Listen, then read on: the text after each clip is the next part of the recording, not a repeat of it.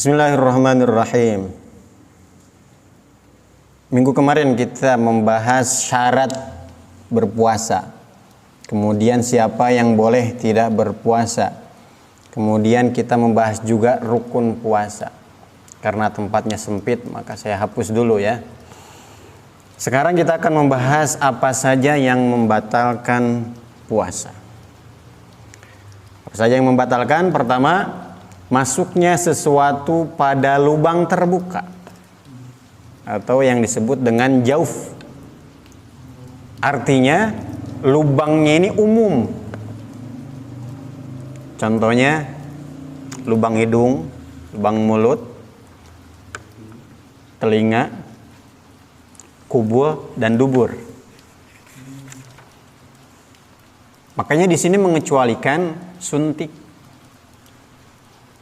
Jadi ketika seseorang sakit disuntik, ini tidak batal. Kenapa? Karena masuk ke dalam tubuhnya bukan melalui jauf. Bukan melalui rongga yang umum. Dia kan masuknya ke dalam kulit. Bukan ke dalam hidung atau mulut. Tapi kalau sakit dia minum pil, ya tetap batal. Karena masuknya ke dalam jauf. Terus batasan mulut, jaufnya di mana? Jauf di mulut ini batasannya adalah tenggorokan. Ada apa namanya itu? Lak-lakan ya di sini. Nah, di situ batasnya. Maka ketika seseorang kumur-kumur batal tidak? Tidak. Terus kalau setelah kumur-kumur ketelan, batal tidak? Kalau kumur-kumurnya berlebih, artinya dia kumur-kumurnya terlalu banyak, apalagi sampai menengadah ke atas. Dia niatnya kumur-kumur membersihkan daerah sininya ya kan, bagian mulut, bagian belakang, tapi malah ketelan, nggak sengaja. Ini tetap batal karena kumur-kumurnya berlebihan. Tapi kumur-kumurnya biasa, ini tetap tidak batal walaupun nanti ketelan sedikit ya. Kalau ketelan semuanya, ini namanya kayak disengaja ini. Orang yang mencicipi makanan batal apa tidak? Tidak. Kenapa?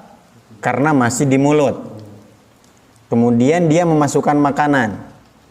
Ketika masuk di lidah, udah kerasa.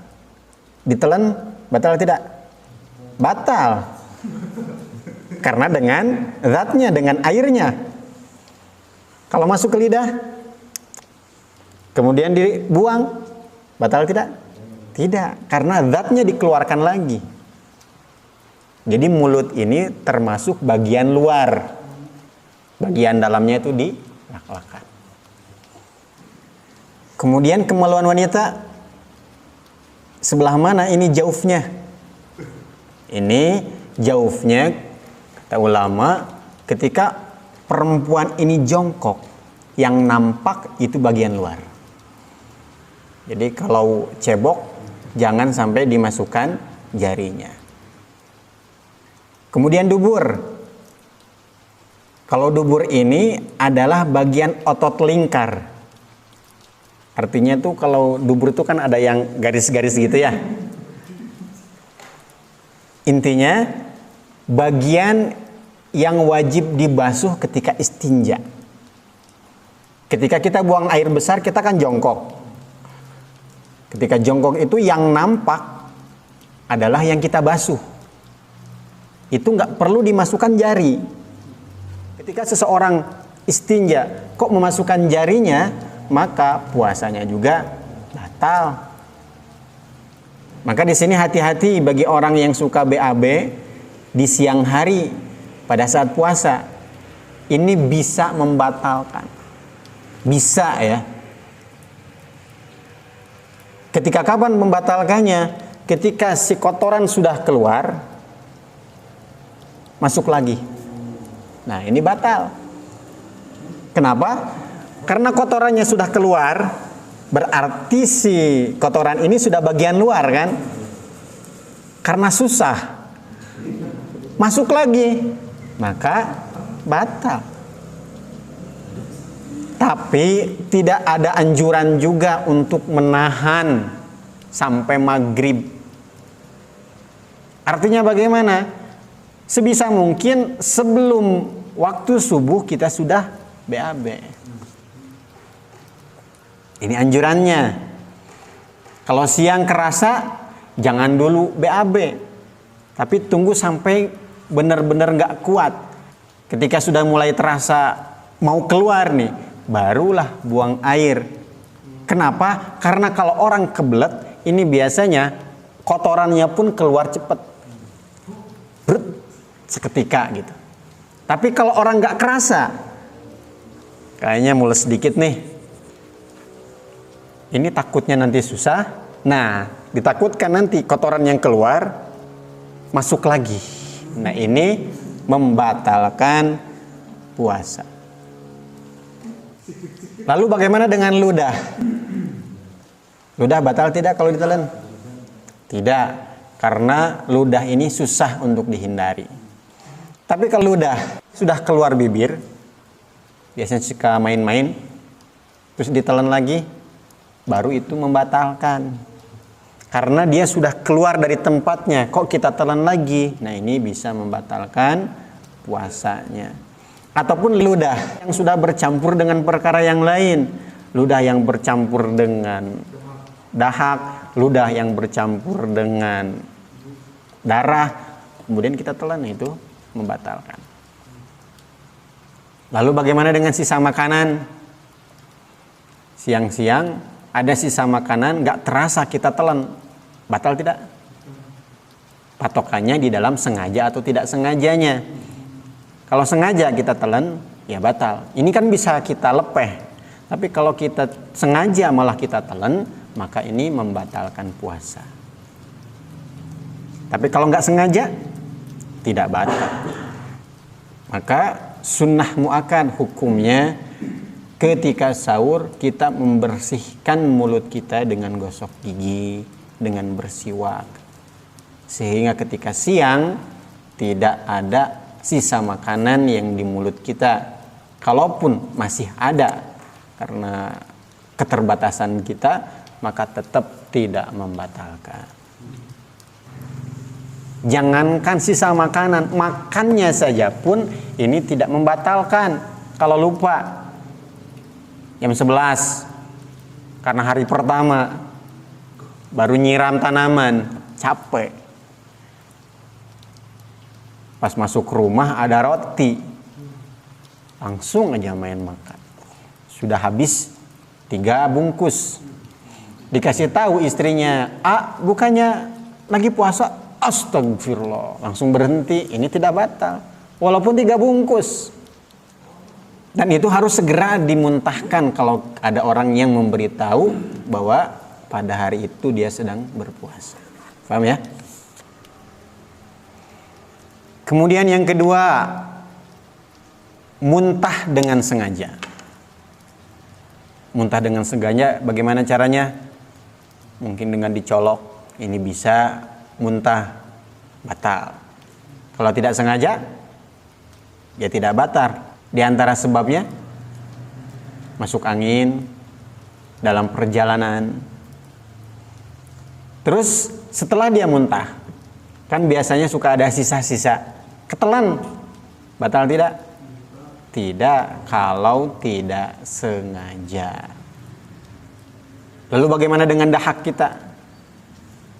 Kalau dahaknya sudah keluar, masuk ke mulut, ditelan, maka batal. Tapi kalau dahaknya masih berada di dalam, di belakang, kemudian ditelan, batal tidak? Tidak, karena masih di dalam. Kalau masih di dalam, berarti bukan memasukkan dari luar ke dalam. Emang di dalam tempatnya berarti tidak memasukkan. Paham ya? Berbeda kalau sudah keluar, dimasukkan. Ini baru batal. Kemudian yang ketiga, jima dengan sengaja. Emang ada jima nggak sengaja? Maksudnya lupa kalau dia sedang berpuasa. Bukan lupa jimanya, tapi lupa pada saat itu sedang Ramadan. Kalau sengaja dilakukan, maka puasanya batal. Selain itu, dia harus membayar kifarat. Apa kifaratnya? Memerdekakan budak. Karena sekarang nggak ada, maka dia harus berpuasa 2 bulan berturut-turut. Dan yang wajib bayar kifarat ini laki-lakinya, bukan perempuannya. Perempuannya nggak harus membayar kifarat. Ketika hari 55 dia batal, maka dia harus mengulangi lagi dari awal. Jadi nggak boleh terputus selama 2 bulan. Jima ini halal, tapi dilakukan di bulan Ramadan di siang hari, ini kifaratnya segitu. Kalau tidak mampu berpuasa 2 bulan, maka dia memberi makan orang miskin sebanyak 60 orang. Dan tidak bisa diberikan 1 orang miskin, tapi diberikan kepada 60 orang miskin yang berbeda. 1 mud per orang. 1 mudnya 7 ons. Dan jima ini sudah dianggap jima ketika hasyafahnya masuk. Apa itu hasyafah? Kepalanya. Kepalanya sudah masuk, belum seluruhnya. Baru kepalanya saja, ini sudah dianggap jima. Kalau sengaja ya. Kalau nggak sengaja, ketika berhubungan, lupa dia. Astagfirullahaladzim, sekarang ini kita sedang berpuasa. Segera cabut, maka puasanya tidak batal. Kemudian yang keempat, keluar sperma dengan sengaja. Baik dengan tangan sendiri yang haram ataupun dengan tangan istrinya yang halal. Kalau sama tangan istri halal, kalau tangan sendiri haram. Tidak sengaja, contohnya bagaimana? Mimpi. Kalau mimpi junub, maka dia tidak batal. Mimpi junubnya siang hari ya, jelas. Kalau malam hari tidak ada hubungannya. Sedangkan madhi bagaimana? Madhi ini tidak membatalkan. Jadi air yang keluar dari kemaluan kita karena nafsu yang tinggi, syahwat yang berlebihan, akhirnya keluar tuh air madhi namanya, ini tidak membatalkan puasa. Termasuk air madhi yang keluar ketika seorang laki-laki berpelukan dengan istrinya. Nafsu dia, syahwatnya naik, berpelukan dengan istrinya. Madhinya keluar, ini tidak membatalkan. Tapi hukumnya makruh. Berpelukan di siang hari dengan istri kita makruh. Ciuman dengan istri kita makruh. Berbeda dengan bercumbu. Karena ketika bercumbu yang berlebihan, ini ada ludah yang ketelan. Sehingga itu bisa membatalkan. Tapi kalau cium saja, ini tidak membatalkan. Bagaimana dengan pacaran? Berpelukan, pegangan tangan, syahwatnya naik, keluar madhinya, batal tidak? Tidak. Tapi dosanya berlipat. Pacaran di hari biasa saja sudah berdosa, apalagi dilakukan pada bulan Ramadan di siang hari saat berpuasa lagi, maka dosanya berlipat. Jadi jangan sampai ngabuburit menunggu azan maghrib dengan cara pacaran, sehingga pahala puasa kita ini berkurang, entah sisanya berapa lagi nanti. Batal sih tidak, dia tidak wajib mengqadanya, tetapi pahala puasanya berkurang, keharamannya bertambah. Bagaimana ketika seseorang memandang perempuan misalnya, syahwatnya naik, tiba-tiba mandinya keluar, gak dipegang, gak diapa-apain, keluar spermanya, batal tidak? Tidak, karena tidak umum. Tapi kalau melihat perempuan yang seksi misalnya, kemudian tangannya dipegang sedikit, onani sih tidak, hanya dipegang, dilus-lus saja, terus keluar, batal tidak? Batal. Tapi kalau hanya sekedar memandang terus keluar, ini tidak batal. Bedakan ya, mana yang membatalkan ketika keluar sperma atau air mani. Kemudian yang kelima, haid, nifas, gila, murtad. Ini saya satukan karena penjelasannya nggak terlalu rumit. Ketika siang hari perempuan haid, langsung segera batalkan. Karena puasanya juga tidak sah. Kalau dilanjutkan, maka dia akan berdosa. Nifas, gila. Kemudian murtad, ketika seseorang siang hari pada saat bulan Ramadan ketika berpuasa kok keluar dari Islam, maka secara langsung puasanya juga batal. Ada pertanyaan? Assalamualaikum warahmatullahi wabarakatuh. Ustadz, batas jaubnya masuk lubang hidung sama lubang telinga gimana? Jauf hidung dan juga telinga. Kalau hidung ini di sini ada pangkal hidung namanya. Jadi ketika seseorang istinsyak, ini batal. Karena kalau memasukkan air ke dalam hidung saja, sampai sini misalnya airnya, ini belum istinsyak. Karena istinsyak itu masuknya air melewati pangkal hidung. Di sini nih. Maka sudah jelas, orang istinsyak yang benar di siang hari pada bulan Ramadan ini membatalkan puasanya. Makanya swab ketika bulan puasa ini batal puasanya. Karena lebih daripada pangkal hidung dia masuk ke dalam. Kalau telinga yang nampak aja dari luar. Jadi kalau berlebih ini membatalkan. Termasuk menggunakan korek kuping bisa membatalkan ketika dia mengoreknya terlalu dalam. Karena korek kuping itu biasanya hanya di luarnya saja. Kalau berlebihan, ini baru membatalkan. Jadi yang nampak di luar saja. Coba Mang Dani lihat ke RW. Yang luar tuh sampai mana?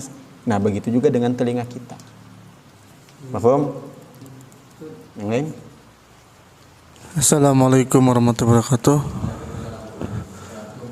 Ustadz, bagaimana kalau dengan mandi di siang hari? Ketika kita berpuasa, kemudian di siang hari kita mandi, bagaimana itu?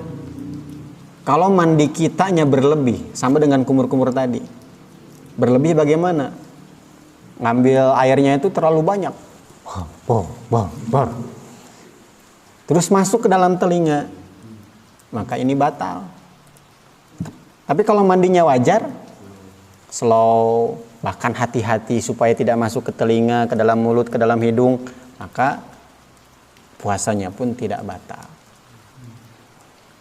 Lalu bagaimana kalau kita berenang di siang hari? Batal enggak puasanya? Tidak. Kalau tidak ada yang masuk. Tapi umumnya orang renang itu akan masuk dalam hidung, dalam telinga. Dan itu membatalkan. Kan gak sengaja Ustadz. Antum yang sengaja renangnya.